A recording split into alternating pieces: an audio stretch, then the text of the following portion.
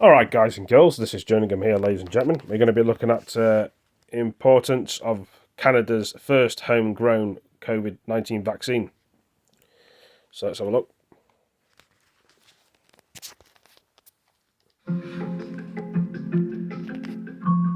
You're looking at seeds, the building blocks of what could soon be Canada's first homegrown COVID vaccine. If all goes to plan, it'll also be the world's first plant-based shot. Doses sucked from leaves could start rolling out within months, boosting the global supply of COVID-19 vaccines while injecting new life back into Canada's biopharmaceutical industry. Of course we're excited about the result.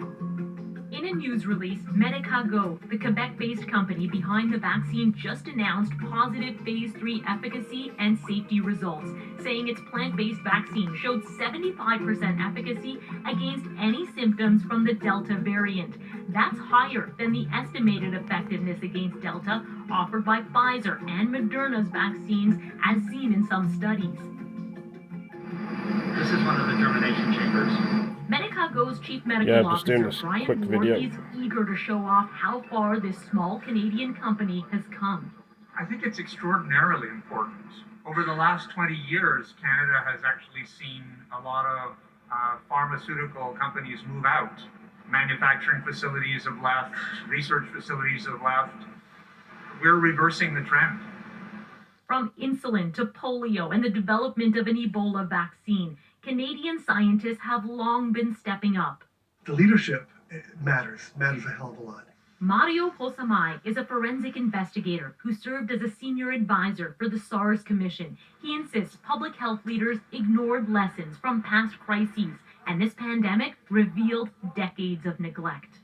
I think we really need to look at vaccines and vaccine production as a strategic issue. We can't next time be cap in hand waiting for foreign manufacturers to produce it for us. The federal government is now racing to rebuild Canada's biopharmaceutical sector, including construction of a vaccine manufacturing plant in Montreal. Lakshmi Krishnan is the Director General of the National Research Council. We hope that in due time, all of that will align and we will be able to produce vaccines in Canada. They're transferred here because they have more space. Isabelle Caron is Medicago's Director of Manufacturing. She says with funding from the federal government, they've been able to scale up production.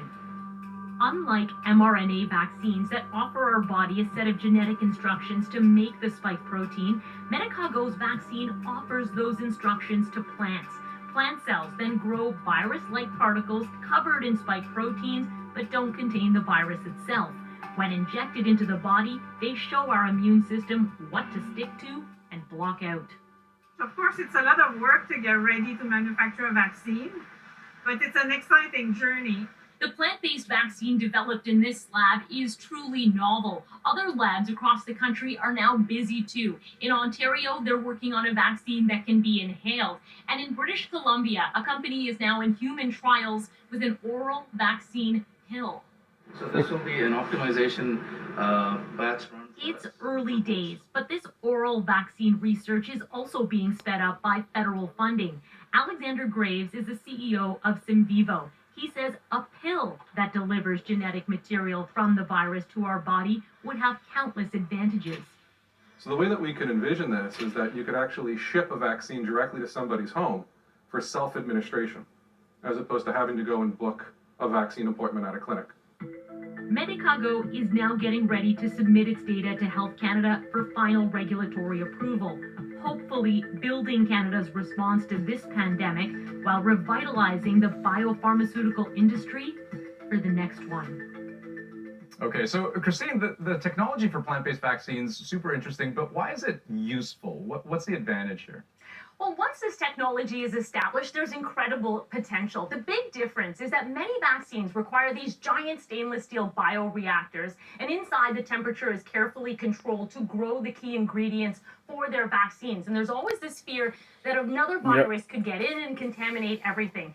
In plant-based vaccines, there are no bioreactors. The greenhouses are what's growing the plants, which are growing the virus-like particles inside their own cells. So if this technology becomes established, this could be a really safe, stable, supply of vaccines, and down the road, it would get much cheaper to produce. Okay, Christine Birak in Toronto, thank you. You're welcome. See, the thing is, guys and girls and ladies and gentlemen, will it work with what they're doing or will it not? We'll just have to wait and see. But anyway, guys and girls, ladies and gentlemen, I better go. Thank you for joining me. Till next video, peace. Take it easy.